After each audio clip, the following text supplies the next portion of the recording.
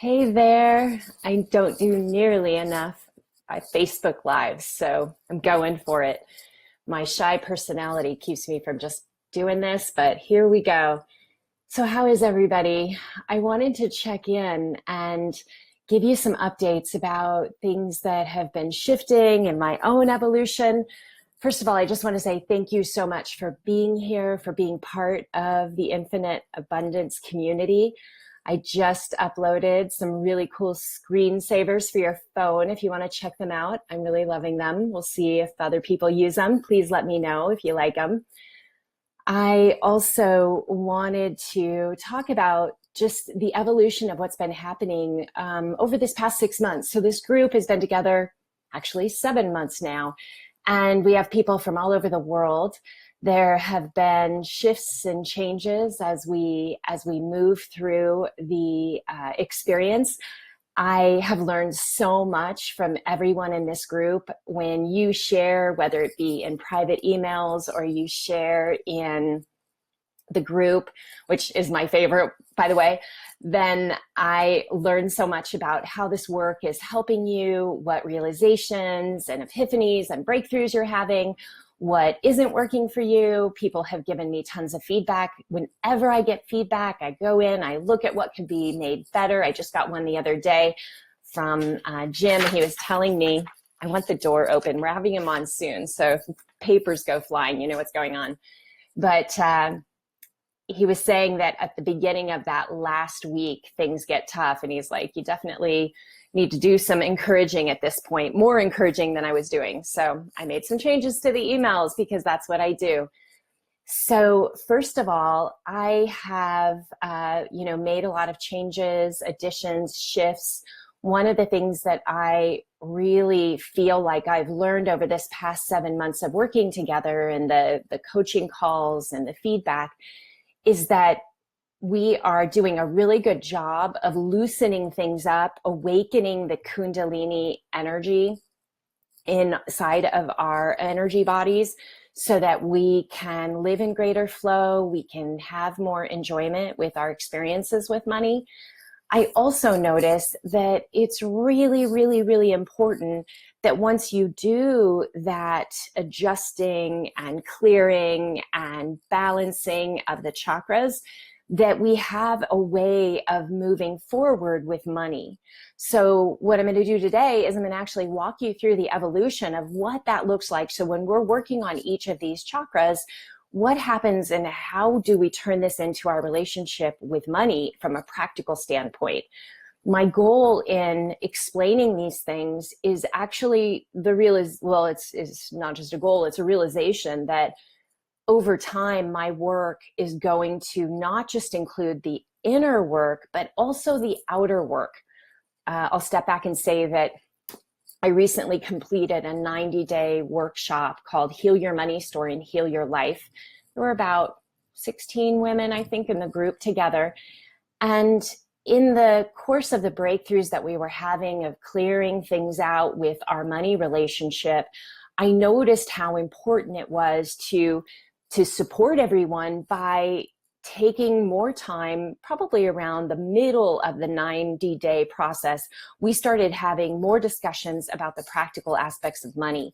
So the more we did that and the more I saw the shifts happening for people, the more excited I got about the potential of integrating practical money teachings, instructions into infinite abundance ultimately. So I want to talk about kind of the model for that. You may have seen some of this along the way, but as we know, it starts at the root chakra. What happens with the root chakra when we start to awaken ourselves and we start to feel more supported. At that moment, the best thing that we can be doing is making sure that we have built a solid foundation for our income. And what that means is it's not just any job or doing any job to make money. At this level of our consciousness, we're ready to do things that we really, really love to do in the world. And there is a big, like almost like Grand Canyon divide between the people who are doing jobs because of the money and what they get paid. And over here are the people who are doing the jobs because they love what they're doing. This ties into their deepest passions in life, and they're being paid for that work. So the shift here is when we get in touch with the root chakra, we start to notice that we're really ready to maybe make some changes in the work that we're doing so that it echoes our passion. And then the work that we're doing in the world is making sure that that income that we're generating is consistent. Okay, so that's the root chakra. We move into the sacral chakra, and that is, as we know, worthiness. But how this translates to money is about getting out of debt, about saving more money, being able to save money. Maybe we haven't saved very much in the past, being able to budget. So when we're dealing with the sacral chakra, we clear things out, and then we move our attention into, am I doing a good job in saving money? Am I putting money away for the future? What percentage am I saving? Am I saving 10%, 20%? If you listen to my podcast with David Essel, he said 50% of your money should be able to be going into savings. Like, that's a big jump for many people, but I love it. So this is where you're saving. Now, you may have a problem with debt right now. So as you do the work around the sacral chakra, you're paying attention to the fact that my biggest focus needs to be getting out of debt or getting my debt under control. There's good debt and bad debt. You've probably heard that before. Good debt is often, wouldn't you know? There we go. Yeah. Hi, Leslie. So good debt often is looked upon as being a house or some kind of investment that we're putting. Maybe we're buying a rental house and we're getting debt for that rental house. But those are things that we can spread out over a long period of time. They are not meant to burden us. You know, this goes without saying that if you overbuy your house, you buy more house than you can afford, and you have a lot of debt as a result. That's not the same thing as good debt. Good debt is manageable. You can see how you can make that payment every month. Bad debt, on the other hand, is when you've got credit card debt. I would even count, car loans. Cars depreciate faster than we can pay them off oftentimes. So paying attention to paying off car loans, unless they're like 0% interest or very low interest rate. What else is there? Student loans, those can be very burdensome. So paying down student loans. So getting yourself out of debt, being able to save money. And all the while, when you're doing these things, you're probably budgeting. You're paying attention to what's coming in every month and what's going out. So this is all tied into the work, the practical work that we do around the sacral chakra. You get that going, you are able to feel a sense of accomplishment. If you're saving money, you're paying down debt, and you feel like you're managing to a budget, and you know how much is coming in and how much is going on every month, and they actually make sense. So we move into the third chakra, the power chakra. So this is, the next stage up. So you started to budget, but now you've got some savings. You're starting to manage your money. You're starting to really pay attention to how you're overseeing your money. As you step into your power center and you clear things out, you realize that money has a lot of power, and there's a desire to feel this level of confidence because you've got savings. And one action step would be setting up something like a Mint account, where you are able to track all of your accounts, that are in different, institutions or life insurance. You put everything in one place, and you can pay attention to it. So now you're actively watching this money, grow. So that's what the power chakra looks like, managing your money successfully. Now you move into the heart chakra, and Tara was asking about this the other day because she was asking, what's the difference between the root chakra, where you're making money follow your passion, And if you go to the heart chakra, which is about love and, giving and receiving and having those be in balance with each other, we know that because we've been doing these meditations. Well, how that translates to the practical side of money is actually being well paid for your efforts. This is a big leap for many people. Some people are good at making a base income. They see income coming in regularly, so they've got the root chakra covered with money. But when they're really honest with themselves, they look at what they're being paid for their services or for their products, and they're like, yeah, I really would feel a lot better if I were being paid more. It feels like it's out of alignment. Like I feel like I'm giving more than I'm receiving back.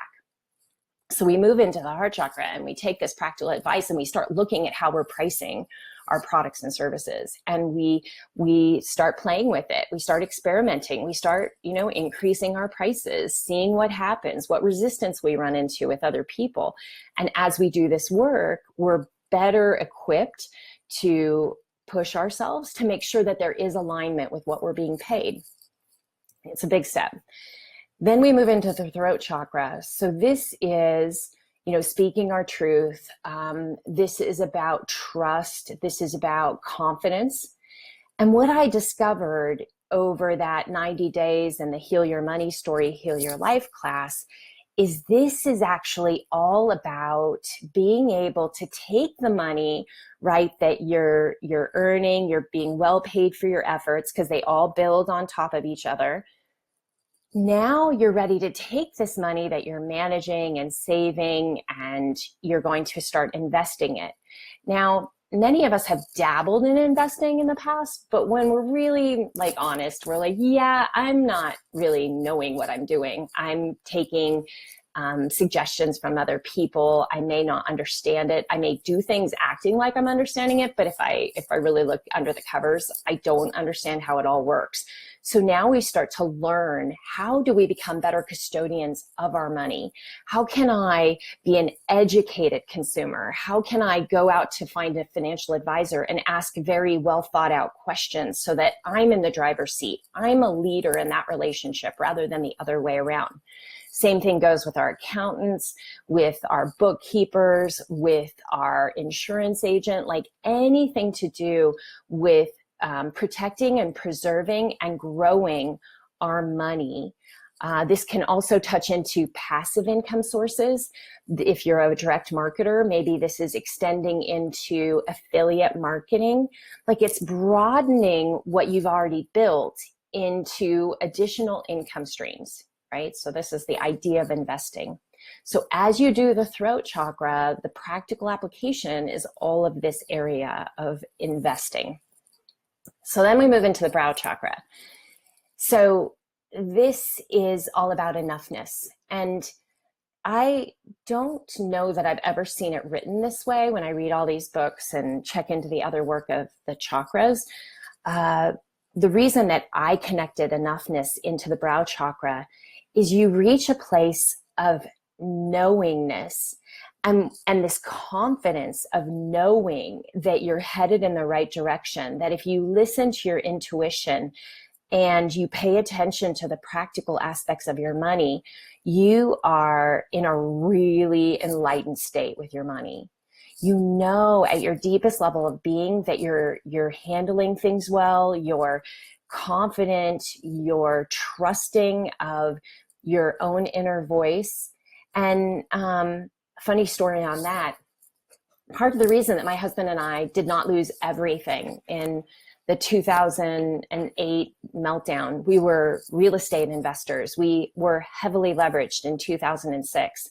And I was a mortgage banker. And so I was watching what was happening. If you've ever watched The Big Short, the movie, I was watching the collapse of, nothing had happened yet. I just could see, I had this intuitive knowing as a mortgage banker that the things that I was seeing in the industry did not make any sense. And it really started me listening. And one night I was literally awoken out of sleep, and it was like, you have to take action. You have to get out of all this real estate. You have to get out of as much of real estate that you can.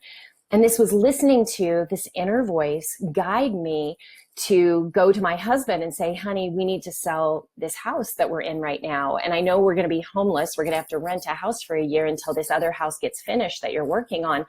I know it makes no sense, but you've got to trust me that I'm afraid everything's going to fall apart and we're going to lose everything if you don't listen to me.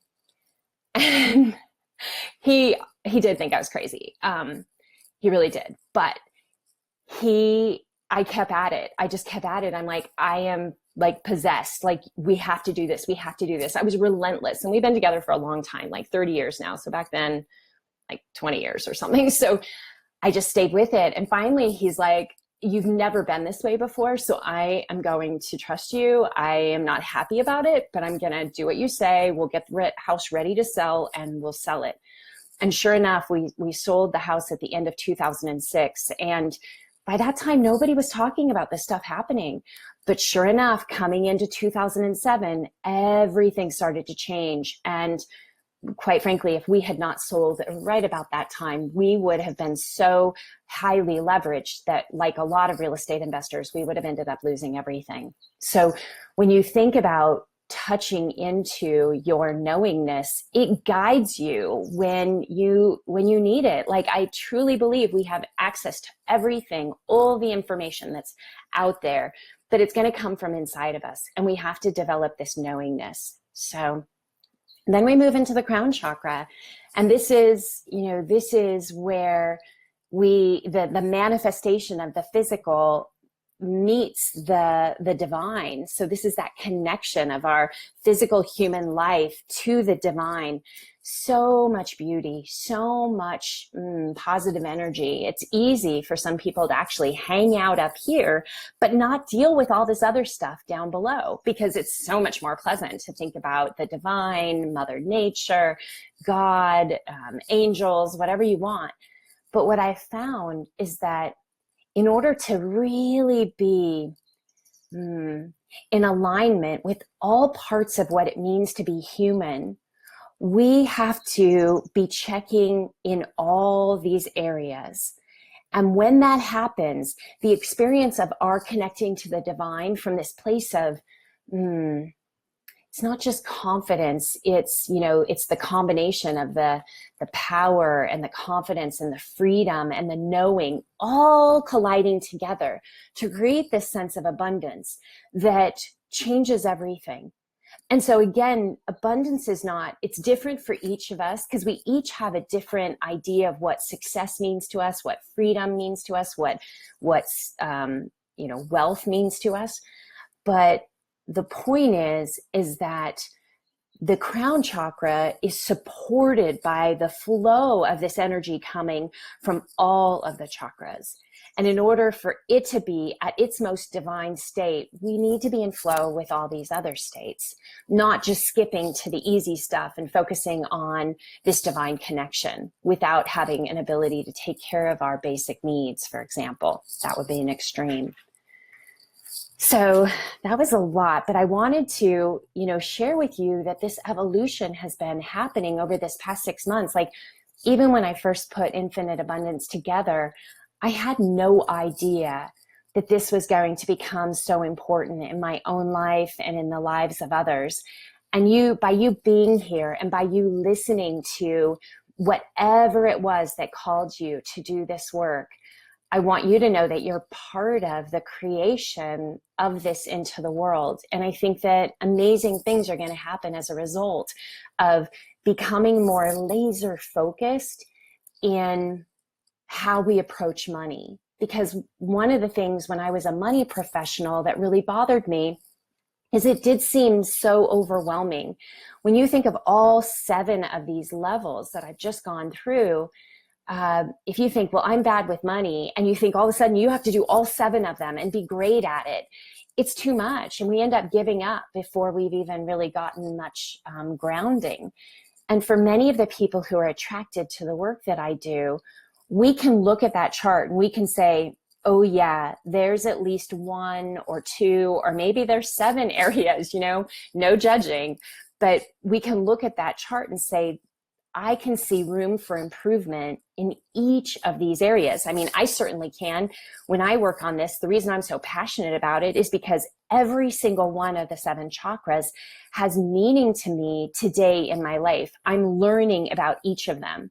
Now, do I take them all on at the same time? Absolutely not. But I do notice that I'm picking 1 or 2 and focusing on them. And that creates this incredible energy, kind of like water going through a fire hose, right? It's a lot more powerful when it's focused energy. So my goal with these teachings and spreading them and writing a book about them, which is what I'm doing right now, is to help people get laser focused on that one thing that they can be focusing on in their life. And once they've mastered that, then they can go on to the next one that's calling their attention. And I think it's going to be really effective. So thanks again for being here. Thanks Leslie for watching live, and anyone else. And actually, it looks like there's more than Leslie. You should check in and tell me hi. I haven't done very many of these, so I think it's good to encourage and stop. I just get on a rampage and rant and talk. But I hope to do more of these. Thank you for your love hearts. I love it. And yeah, so it's a summary of where we're at, what's going on.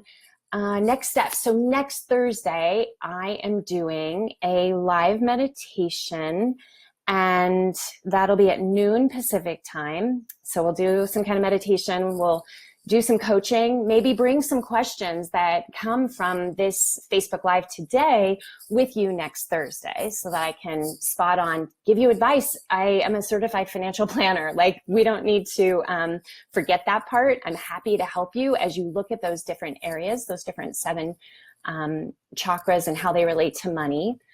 Let's see, what else is going on?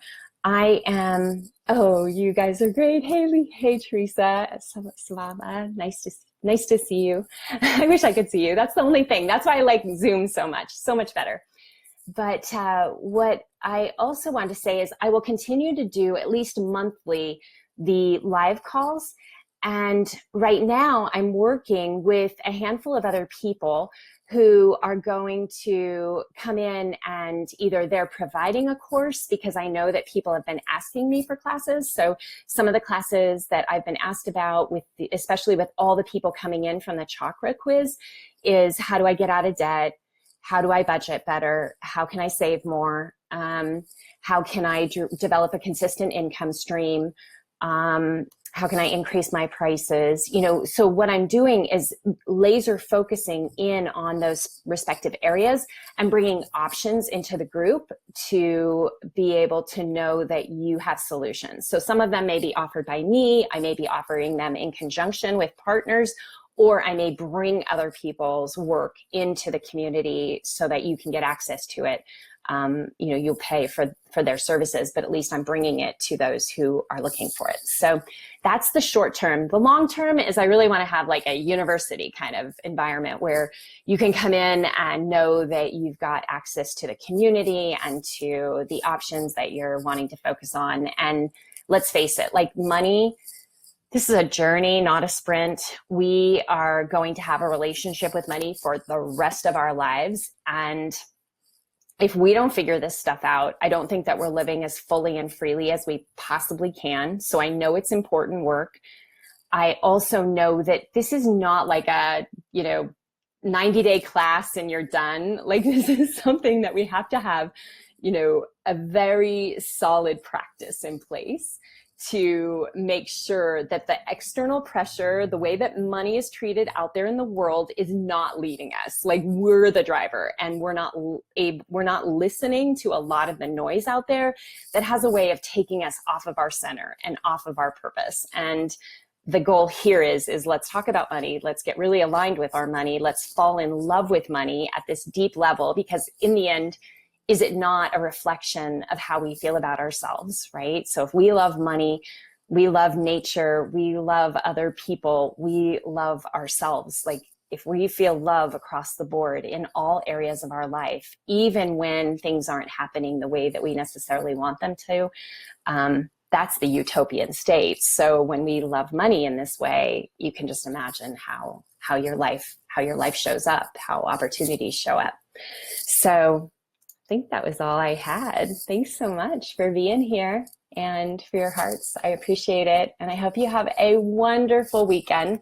My son, my 12-year-old son, Aiden, has been at YMCA camp for the past week. He's never gone away or like this, and he didn't have the ability. He didn't have a phone. He couldn't call us. So I am praying that he had a really, really good time, but we get to go pick him up tomorrow morning. And I'm so excited because I feel like he's going to have grown as a young man. And yeah, I'm really excited to see what unfolds from that. So enjoy your weekend. Namaste. Bye.